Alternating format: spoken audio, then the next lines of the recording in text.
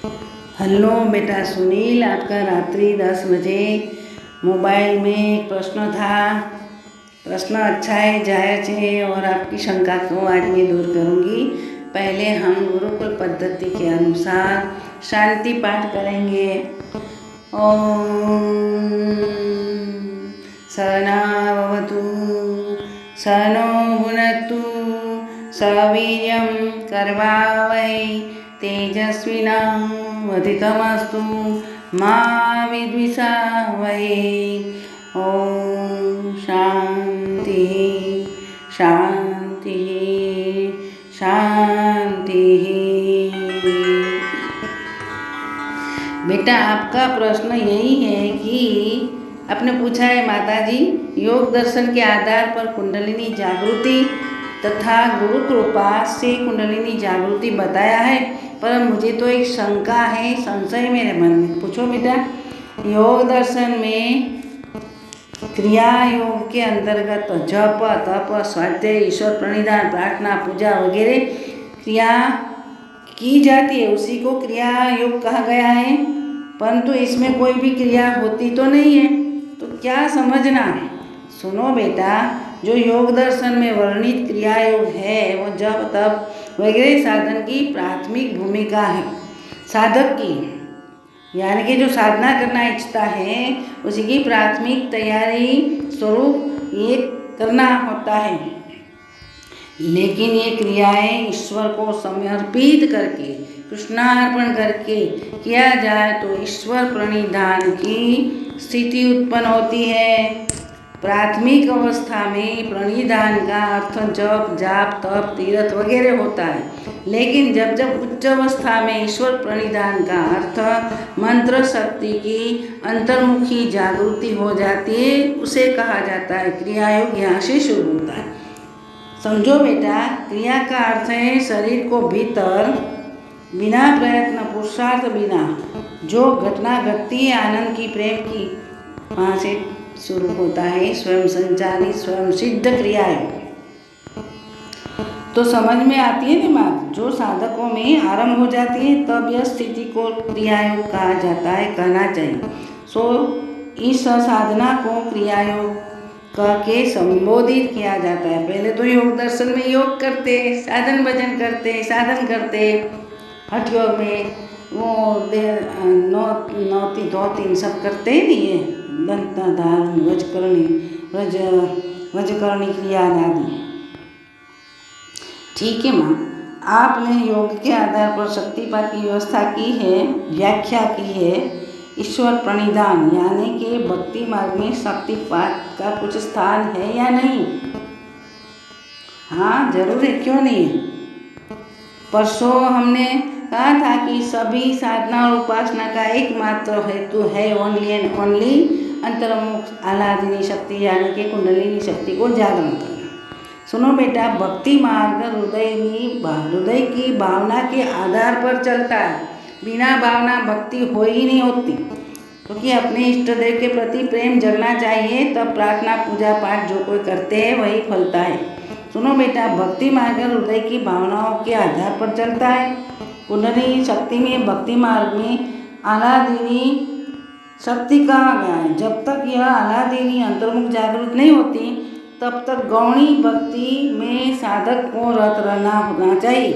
पूजा पाठ प्रार्थना वगैरह करते रहना चाहिए। गौणी यानी कि सबॉर्डिनेट भक्ति, भौतिक स्वरूप से ये भक्ति की जाती है। तो गौणी भक्ति साधक का अंतिम लक्ष्य है ही नहीं।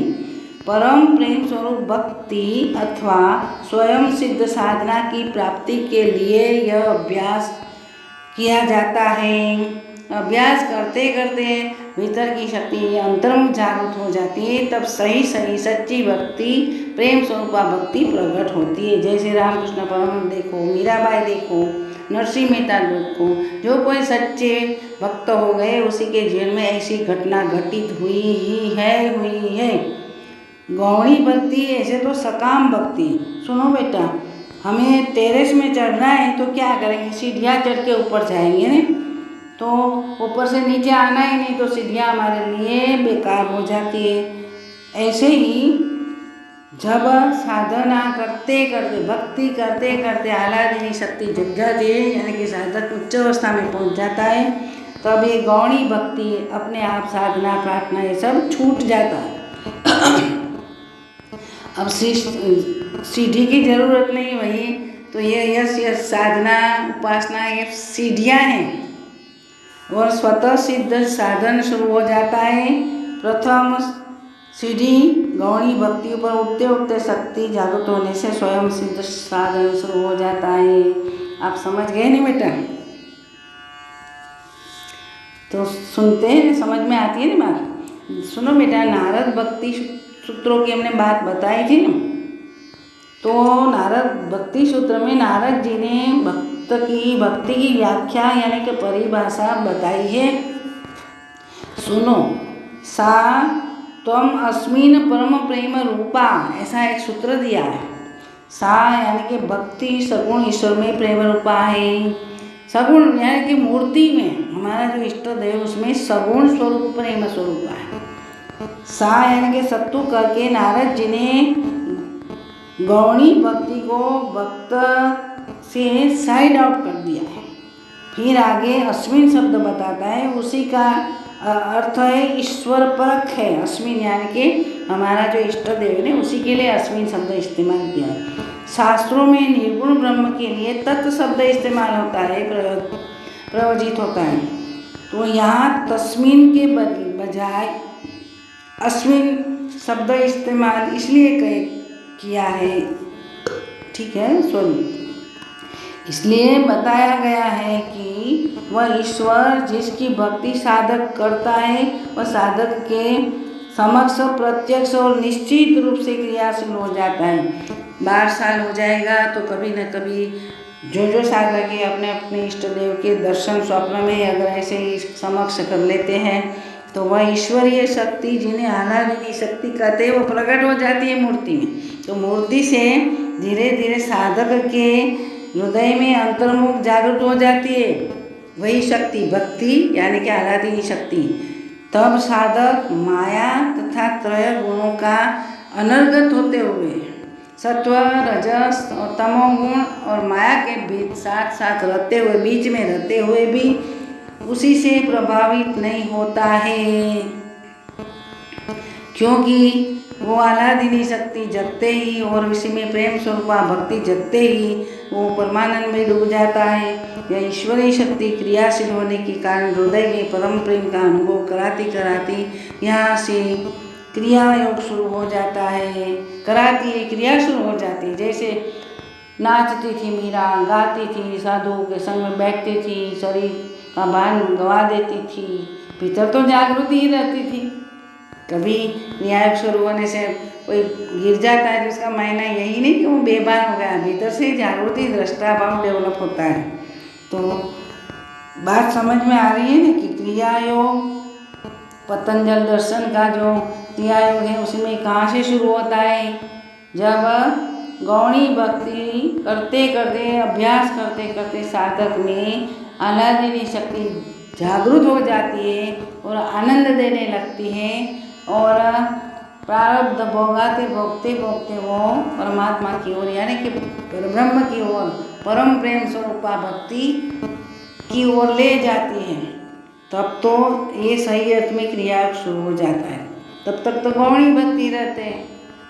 देखो बेटा, ये स्थिति आ जाती है तब जगत फिक्का लगता है, विषय जो है विषय वासना आदि फिक्की लगने लगती है, उसी से ऊपर उठने लगता है। जगत का जो मेरीमेंट आनंद है उसी में रुचि नहीं रहेगी। भक्त परमात्मानंद अगर सच्चिदानंद स्वरूप का आह्लादिनी शक्ति का जो आनंद उसको मिलता है, रस जगता है भीतर, वही रस में तरबतर रहता है, तरबोड़ हो जाता है। तो और कहीं उसी का मन जाता ही नहीं। धीरे धीरे धीरे ये शक्ति अपना प्रारब्ध संचित कर्म ये भक्ति भक्ति भक्ति जहाँ से वो आई वहाँ पहुँचा देती है। तब अहंकार खत्म हो जाता है, ये सूर्य से हम ये है, मैं भक्ति कर रहा हूँ, भक्ति कर रही, ये सब जो तर्क है यानी कि देहाध्यास है वो सब छूट जाता है और सही भक्ति भगवान और भक्त एक रूप हो जाता है।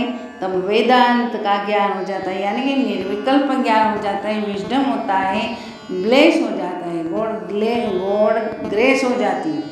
लेकिन सुनो बेटा, हमें तो भगवान की ये बात समक्ष ये दर्शन हुआ इष्ट का, सही बात है, लेकिन शक्तिपात में सदगुरु क्या करते हैं, अपने संकल्प मात्र से तुरंत ही एट ए टाइम ही अपने विल से, अपनी संकल्प शक्ति से आलादिनी शक्ति यानी कि कुंडलिनी शक्ति को, चिति शक्ति को अंतर्मुख जागृत कर देते हैं, तुरंत ही क्रियायोग शुरू हो जाता है। तो पतंजलि दर्शन में जो क्रियायोग का है वह कहाँ से शुरू होता है? हाँ, ईश्वर प्रणिधानात्, यहाँ गुरु कृपा से। तो ईश्वर को तो हमने देखा नहीं, मैं तो यही कहती हूँ कि जो राम का भक्त है उसको राम का दर्शन होता है, कृष्ण का भक्त होता है उसी को कृष्ण का भक्त होता है। तो हमारी चित्त शुद्धि होने की वजह से वो मूर्ति प्राण प्रतिष्ठित हो जाती है, हमारे साथ बातें करती है, सब करने लग सजीव लगती है। लेकिन यहाँ से भी आगे निकल कर ब्रह्म ज्ञान की प्राप्ति करनी है, इसीलिए वहाँ से सही सही अर्थ में क्रिया योग शुरू हो जाता है। तो मुझे ऐसा लगता है कि आपके प्रश्न का, अगर आपकी जो शंका है, शंका का समाधान हो गया होगा। तो आज बस यहाँ हम विराम लेते हैं।